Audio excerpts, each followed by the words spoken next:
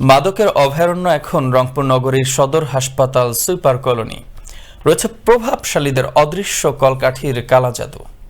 হরহামেশা চাঁদাবাজি ছাড়াও কড়া সুদের ব্যবসার আধিপত্য রক্ষায় ঘটছে খুনের মতো ঘটনাও।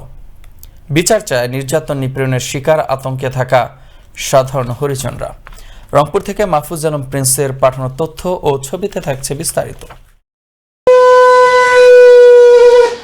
রংপুর নগরীর প্রাণকেন্দ্রের সরকারি সদর হাসপাতালের সুইপার কলোনি। একসময়ের শান্ত এই কলোনি আজ মাদকের আখড়া। কলোনিতে ঘটছে এবং বাড়ছে নানা রকমের সন্ত্রাসী কর্মকাণ্ড। আধিপত্য বিস্তার করতে ঘটছে খুনের মতো ঘটনাও। চলছে কড়া সুদের দাদন ব্যবসা। প্রতিবাদ করলেই মামলা, বাড়িঘর ভাঙচুর। বিচার চেয়েও প্রতিকার নেই বলছেন সাধারণ হরিজন সম্প্রদায়ের এই নির্যাতনের শিকার ভুক্তভোগীরা। তারা চান অদৃশ্য এই প্রভাবশালী হরিজন হেমন্তী পরিবারের শাস্তি। আমার কাছে টাকা পাইতে ছিল 5,000 টাকা। ওই 5,000 টাকার হয়েছে 20,000, 20,000-এর হয়েছে 1 লাখ, 1 লাখ থেকে আপনার মনে করেন যে 15 লাখ টাকা করছে আমার কাছে। আমরা এই জন্য বিচার চাই। আমরা গরিব মানুষ কই যাব? এত অত্যাচার করছে, কারো পেনশন বই, কারো চেক বই নিয়ে রাখছে এই জাকিরের দোকানে। আমাদের থানায় গেলে কোনো বিচার হয় না।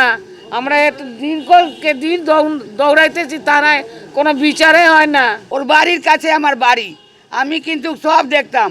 ওর ছোট বেটা, ওর বড় বেটা, এই যে টুটুল আর তপন, হিরোইন বাবা গাঁজা বেচবে। তবে এই বিবাদ অনেক দিন আগের। হেমন্তী দোষ চাপালেন দলিত জনগোষ্ঠীর ওপর। বললেন মাদক ব্যবসায়ীদের নির্যাতনে আজ ঘর ছাড়া তিনি। মাদকের ব্যবসা আমরা করতেছি, এদিকে তোরা সাপোর্ট করতে হবে।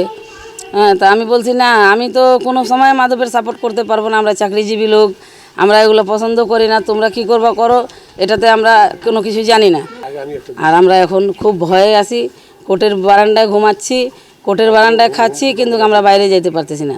ইয়াবা ও হেরোইন সহ মাদক সিন্ডিকেটের নির্দেশদাতা ওই প্রভাবশালীদের ছত্রে থাকা ঘটনার নেপথ্যের হেমন্তকেও আইনের আওতায় আনার দাবি জানান হরিজন সম্প্রদায়ের এই নেতৃবৃন্দ।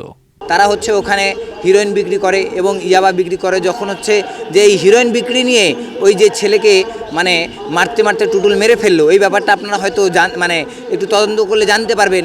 এবং তার ছেলেরাই এই ব্যবসার সিন্ডিকেট করে এবং তার মা তাদের পাহারাদার এবং নির্দেশদাতা। এবং যে মাদকের সাথে সংযুক্ত এই হেমন্তী, তার বিরুদ্ধে যদি পদক্ষেপ আজকে না নেওয়া হয়, তাহলে তরুণ যুবক সকলে কিন্তু আজকে একটা সংকটে পড়ে যাবে।